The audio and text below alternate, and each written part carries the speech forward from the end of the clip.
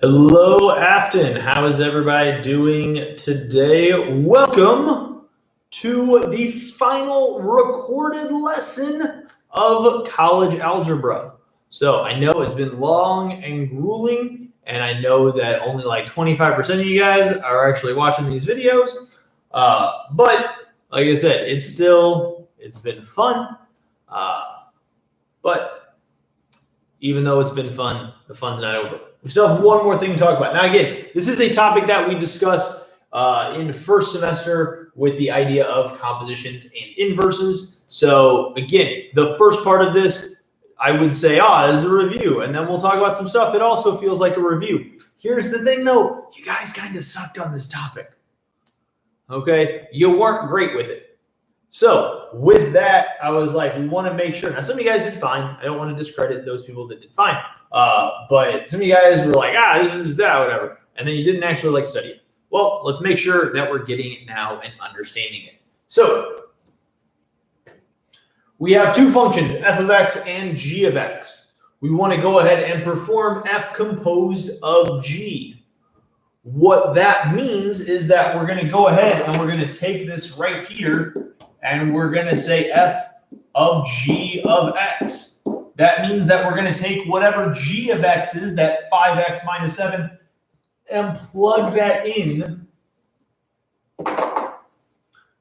to our f of x. So this is f of that 5x minus 7. So this thing right here is getting plugged into this x that we see right there. So this is going to be 3 times 5x minus 7 plus 2. It's the same as if I said f of 2. I would take 2 and I'd plug in 2 for x. Just now I got something a little bit bigger than 2, 5x minus 7. That gets plugged in there. And then I just go ahead and I can distribute 15x minus 21 plus 2. So we end up with, I forgot my x there, 15x minus 19.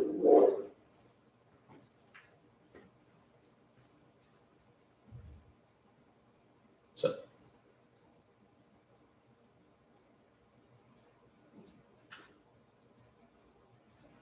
there you go. That's the idea. Now, if I say g composed of f, then I'm going to go ahead and I'm going to replace, now I'm going to have g of f of x. So now I'm going to take this guy right here and plug that into the x in the other one there. So I'll have g of 3x plus 2. So now that gets replaced. So we'll have 5 times 3x plus 2, and then minus 7. Now do all the same simplifying. 15x plus 10 minus 7. So we end up with 15x plus 3.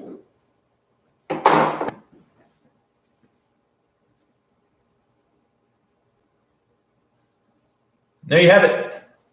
Again, that's the big idea.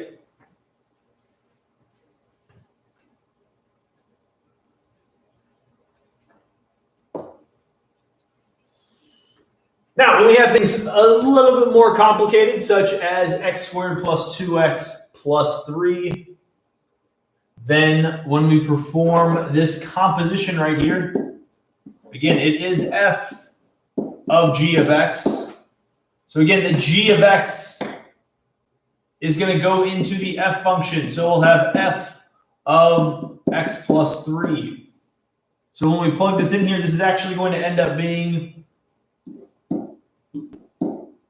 x plus 3 squared plus 2 times x plus 3 minus 3.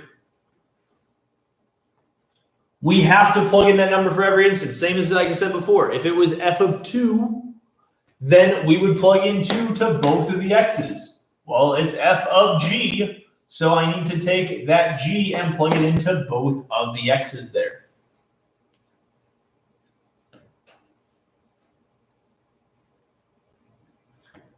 Now, another way, I just had this, literally, I just had this thought right now. I was like, another way you could write this, if this helps you, is you could say g of x squared plus 2g of x minus 3. And then again, I know what g of x is. It's right there. Plug that in, and I end up in that same spot right there. So again, if it helps you to think about it that way, great, go for it. Plug it in that way. Now, I do need to do some math over here. I'll have to FOIL this and end up with x squared plus 6x plus 9. Do not forget to FOIL. Plus distribute the 2x plus 6 minus 3. Now, go ahead and combine my stuff. I end up with x squared and then plus 8x. 9 plus 6 is 15, minus 3 is 12.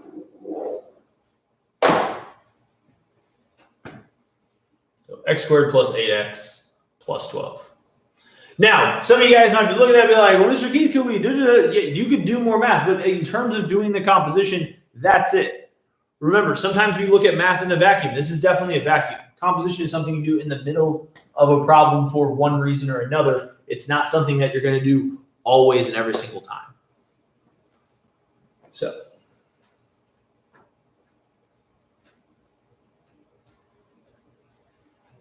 All right. Now, if I did g composed of f, so again, that's where I have g of f of x. Why don't you guys go ahead and take the reins? This is a way easier problem. Why don't you guys go ahead and try this problem where you're at? Great, now that you're back, let's go ahead and let's take a look. So again, g of that x squared plus 2x minus 3. Well, the nice thing is in all of that, I simply am going to have x squared plus 2x minus 3 plus 3. Now, I like to put that in parentheses, even though there's no math to be done there. I personally always like to put it in parentheses just because that way I know, hey, that's what I plugged in for x there. That helps me to know, hey, that's what I plugged in. Now, go ahead and combine some like terms. We simply end up with x squared plus 2x. That's it. That's our answer. There's no more math to do after that. Again, you could do some things in terms of factoring and everything else, but that's not what we're being asked to do. Right now, we're just being asked to perform the composition.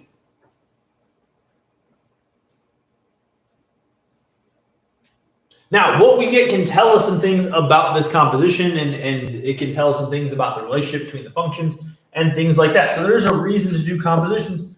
Let's take a look at this guy right here, f of g, f composed of g. So why don't you guys, again, give this one a try on your own and see what you get there. Hit that pause button. Great, now that you're back, let's take a look. So f of g of x. So again, that gets plugged in there. I'll have 2 times 1/2 x plus 6 minus 3. Go ahead and distribute. So we'll get x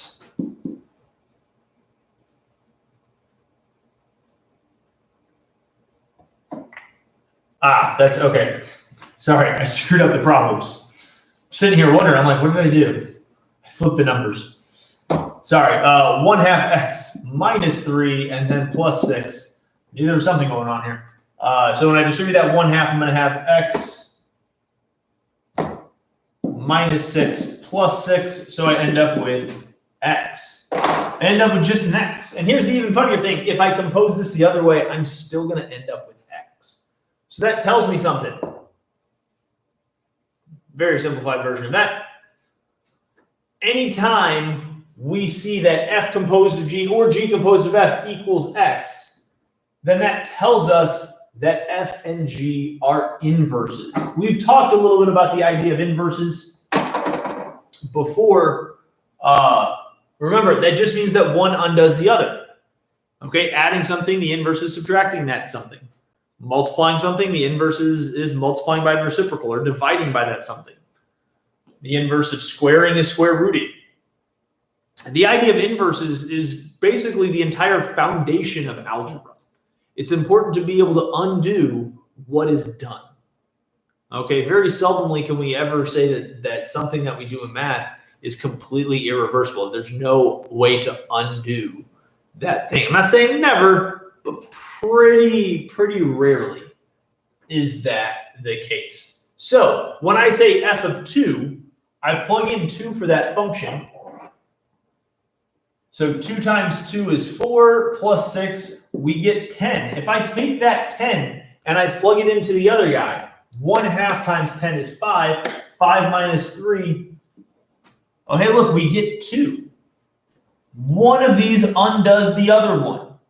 If I plug in some number here, if I plug in some A and get B out, if I plug in B to the other guy, I'm going to get A out. That's what inverses do. They undo what the other one has done. It lets me get back to where I started. So that's why this idea becomes very important. Because if we can undo what was done, then that means that we can always get back to where we started. We can always figure out, okay, where did this come from and why did we go here? Algebra always wants to have a two-way direction that we can do things. And that's why we need the idea of inverses, to undo what was already done. So this idea is something we've already talked about. We've already talked about the idea of inverses and how to find them. Okay, we can just go ahead, we can change it to y and then switch x and y. We can kind of do these two steps together. That's why I call that the 0 step, because ultimately I can say, yeah, I could go ahead and switch and change at the same time. So if I'm looking at this problem right here, I can go ahead and I can say 0 and 1. I can just do those two things together and simply say, okay, change this guy to y and then change it and then switch x and y. So that's going to be x equals 5y minus 2. So again, notice I just did that all in one step. Made that a y. I can just write that y underneath there, and then I switched x and y. Now, go ahead, and I just need to solve for y. So add the 2, divide by 5. I get x plus 2 divided by 5 equals y. Now, the one last thing that we want to do here is, because it started in function notation, I was going to end it in function notation. To show that it's the inverse of f, we can just simply say f inverse of x equals x plus 2 over 5.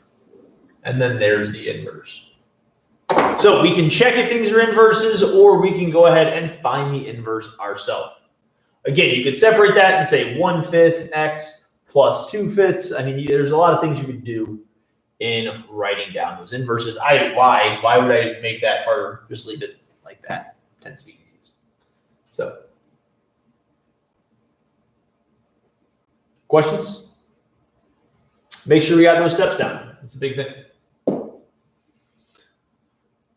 All right, so why don't you guys, again, out there, try to, something you should be able to do, find the inverse of this g of x right here.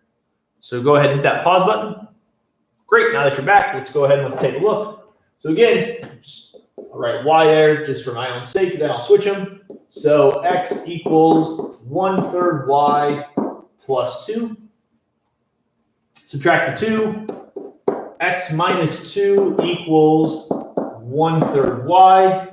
Now you can just go ahead, again, you can say divide by 1/3 or just multiply by 3. Now when you multiply by 3, remember, you do need to multiply everything over there by 3, just the same way if we divided, we would divide everything over there by 3. So distribute, I end up with 3x minus 6 equals y.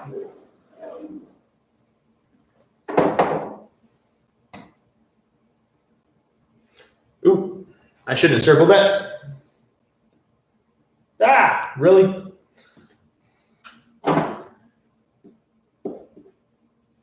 Three x minus 6 equals y. I wasn't done. That's why I shouldn't have circled it. Because again, I don't want to leave it as y. I want to change it back. Now, when I change it back, notice I get some students that write f of x. Well, it was g of x. So we want to write g inverse. of x equals 3x minus 6. Now that's my final answer. I understand the temptation to put y. I really do. It makes perfect sense to me. But just make sure that we are denoting that inverse there. All right, so now let's talk about this guy here. So f of x equals x squared minus 4x plus 3, where x is greater than or equal to 2. Now, this is going to come into play here in a minute. I'm going to explain why we need this when we get to that point, okay? So right now, I'm going to just say, hey, hold that thought if you're like, why is that there?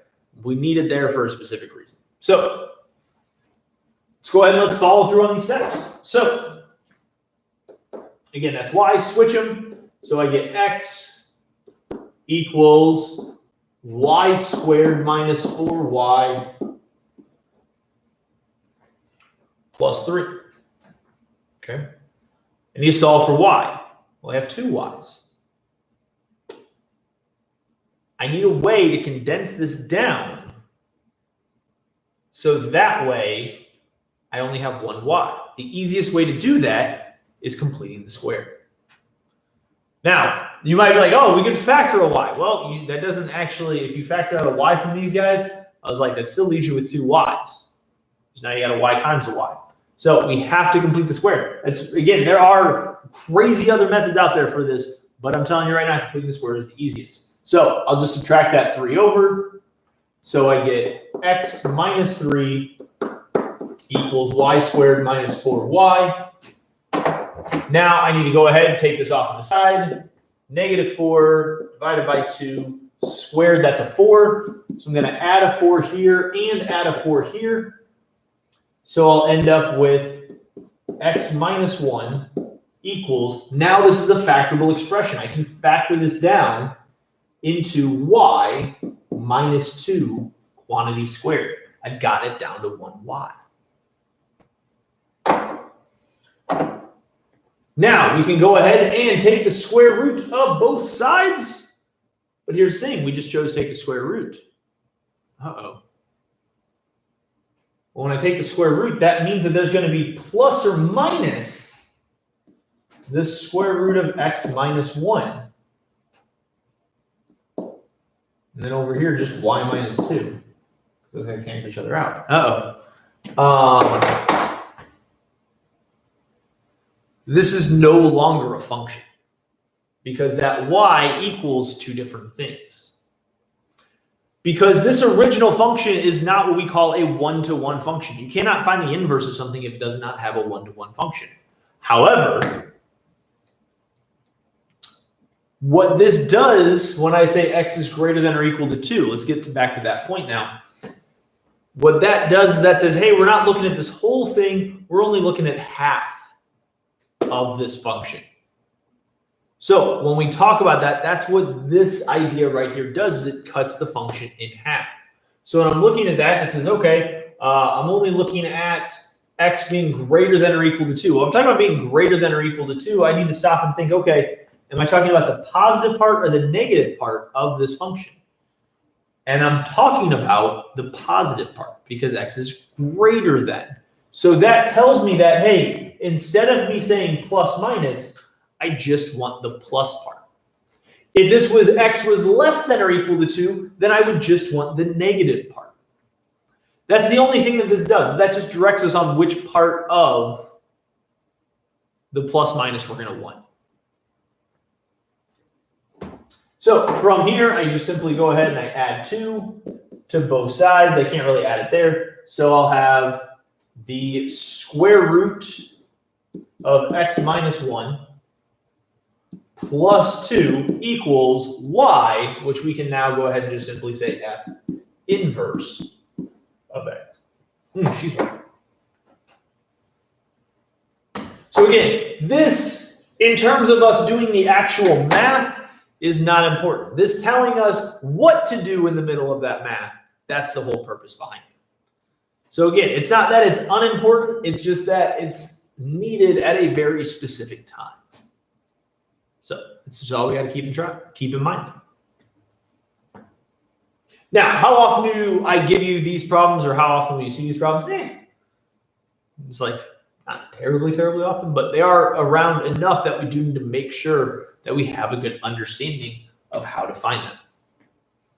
We have problems like this while we also, one more. Let's do this problem here. We have one more weird kind of problem to talk about. This guy is actually harder than he looks. Notice that there's no directive here because this itself is not this is not a not one-to-one function. This is a one-to-one function. So I can follow the same steps. I can go ahead. This guy's y. So switch them. I get x equals 3y cubed minus 7. Add the 7, divide by 3. So we end up with x plus 7 over 3 equals y cubed. Now here's the thing. Whenever we take the cubed root of both sides, remember, odd roots, I don't need plus minus.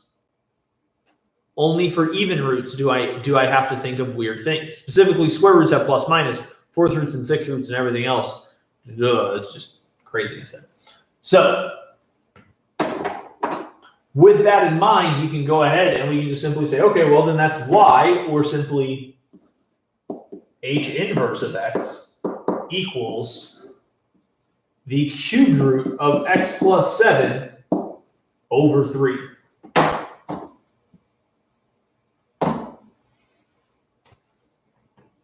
Again, this is a one-to-one function. Because it's one-to-one, we don't have to worry about, anything weird, like, oh, we got to look at this specific part. That's the nice thing of it. This is still weird looking because we're not used to these types of problems, but it's still okay. Questions, comments, concerns? All right. So I jumped the gun. I forgot I had this problem because I didn't want to talk about this problem. It's this right here. This is the problem that once you get the hang of them, they're fairly easy, but you got to get the hang of them first. So everything, those steps hold true. Those are universal steps for finding any one-to-one function in the inverse of any one-to-one function. So there's my y value. I switch them. I get x equals 2x plus 3 over x minus, those should be y's. Sorry, force a habit. Again, I understand making those mistakes. That's why we don't I understand going into robot mode for a second, but make sure that you're thinking about what you write down. I personally always try to, after every line, look and see, hey, did I write that down right? And you can see, hey, I wrote it down wrong. So I got 2 y's. And here's the thing, I can't cancel them. because that's not how fractions work. What I have to ultimately do here is I got to throw that over 1 and I got to cross multiply. Again, it's not the best thing in the world, but it's what I got to do. 2y plus 3 equals x times y minus 2. Now here I got to distribute that x and get xy minus 2x. And then over here, just that's going to say, 2y plus 3. Now from here, what I have to do is I have to get everything that has y on one side and everything else on the other side. So basically it just has y, doesn't have y. So even though this has an x also, I need to subtract that xy, subtract xy. I'm going to write that a little bit differently here. And then I'm also going to need to subtract this 3. So what that leaves me with, and I'm going to go ahead and just move it up to here, is 2y minus xy equals, and then I have a negative 2x minus 3.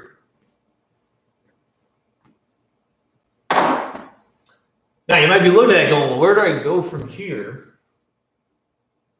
Well, when looking at that, I can go ahead, each one of those terms have a y in it. I can factor out a y. By factoring out a y, I'm left with the 2 there, so that's going to be 2 minus x equals negative 2x minus 3. Now, I have y times something. If it was 2y, what would I do to get y by itself? Divide by 2. Well, I have y times this 2 minus x. So I just need to go ahead and divide by 2 minus x. So now I get y equals negative 2x minus 3 over 2 minus x. Now, the only thing I can say, I wrote it here, but I can change that y to f inverse of x.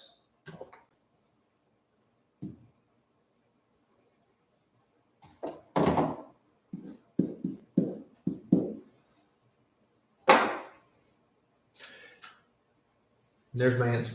Now, here's what I will point out. There's a number of things I could do manipulation-wise to this problem. I could factor this negative out and then basically multiply it to the bottom. I could change this problem to look like 2x plus 3 over x minus 2. That looks slightly better because everything has a negative. Okay, that's the only, I only have 1 negative versus having 3 negatives here. That's the only thing that makes this problem better.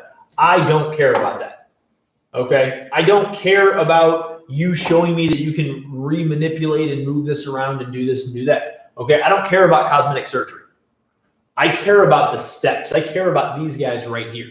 That's the only thing that really makes any difference to me, is what you're doing here.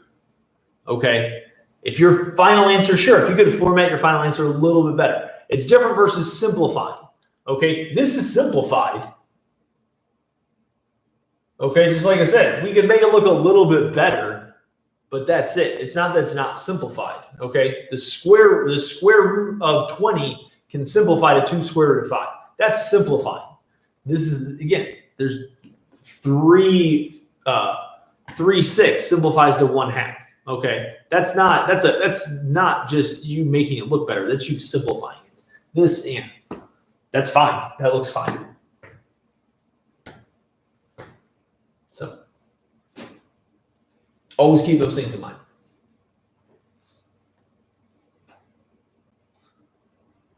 Ugh. All right, so we got one last problem. I want you guys to give this a go. I want you to see what you can do with this problem. Again, I'm not expecting you to do it perfectly. I just want you to try. That's always the goal in all of these problems, is for you to try.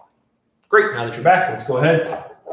Same idea, this is my y, so that's gonna be x equals y minus 3 over 4y minus 2. Cross multiply, third over 1, cross multiply, we get y minus 3 equals, now I'm just going to go ahead and distribute right away just to save myself the time. So 4xy minus 2x. Again, subtract the 4xy, subtract the 4xy. Now you could also, I want to point out, you could easily choose to subtract the y and add the 2x. In fact, you know what? I feel like signage-wise, that might be a little bit easy. No, I don't know. Now I'm going to say what I'm doing. All right, and then add 3, add 3. So we'll end up with y minus 4xy equals, and then over here we have negative 2x plus 3. You could have said 3 minus 2x. Again, doesn't make a difference. Factor out the y. Just going to move that up here. So we get y times, now when I factor out a y, this is where a lot of students make their mistake. What's y divided by y?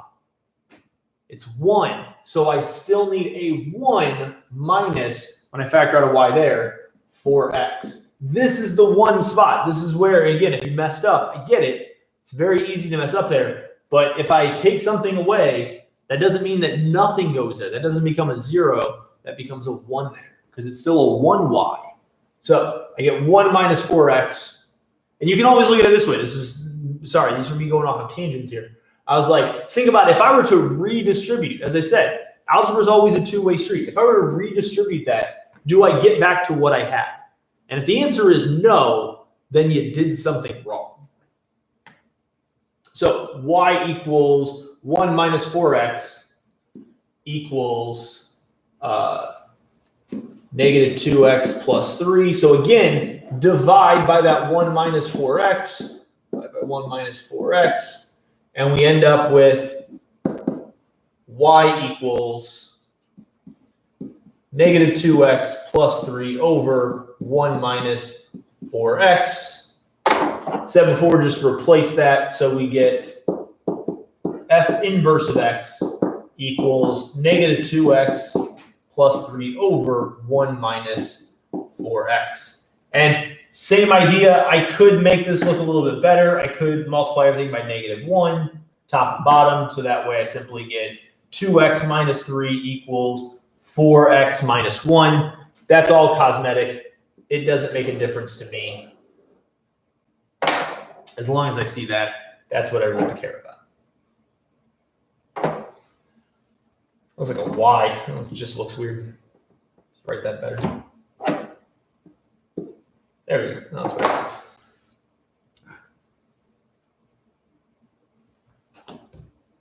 Just double checking there's no last problem. Again, it takes practice, and for that, I do have a worksheet for you guys, so make sure to get that practice, if nothing else. If you're like, no, Mr. Keith, I know how to find the inverses of all those other guys. Great, then just do these problems. Okay?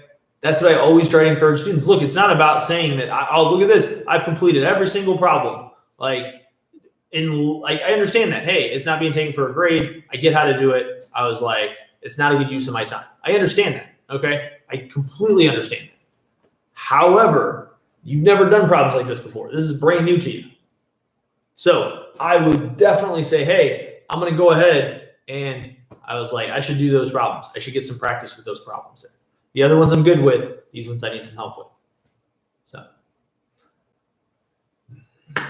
that brings us again to the end of the new materials. I might make some more videos just to kind of talk about some things, specifically like the final process and all that stuff.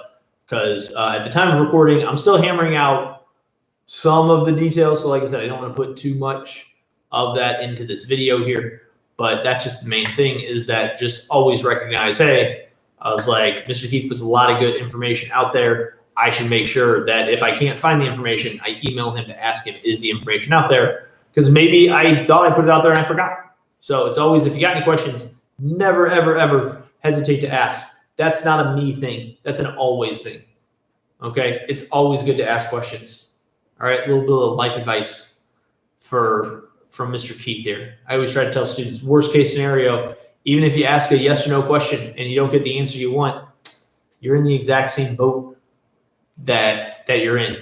Okay? If you feel like you need a raise and you go to your boss, you say, hey, you know what? I've been working hard. I've been doing X, Y, and Z. I was like, is there any way I can get a raise? And your boss might look at you and be like, you know what? I'm sorry, just at this time, there's not enough money in the budget. I was like, in 3 months, we're going to be reevaluating. Da, da, da, da, da. I was like, talk to me then. Guess what? You're in the exact same boat. Okay. Very seldomly have I ever seen somebody say, hey, I was like, can I get a raise? Like, what? You're fired. No, that doesn't happen. They'll just say like, we can't give you a raise this time. Here's it. What happens if they say anything else? Oh my God, maybe you just got a raise. Again, now, I say that if you ask for a raise every day and your boss keeps saying no, maybe you get fired. All right. Read the room. That's another thing. Don't over ask questions. But again, worst case scenario, you ask a question once. I was like, you get the answer. Again, if it's not what you wanted, usually you're in the exact same boat. So never be afraid to ask questions. That's how you learn, is by asking questions. So on that note, I will bid you adieu. Until next time, good luck and stay safe out there, Afton.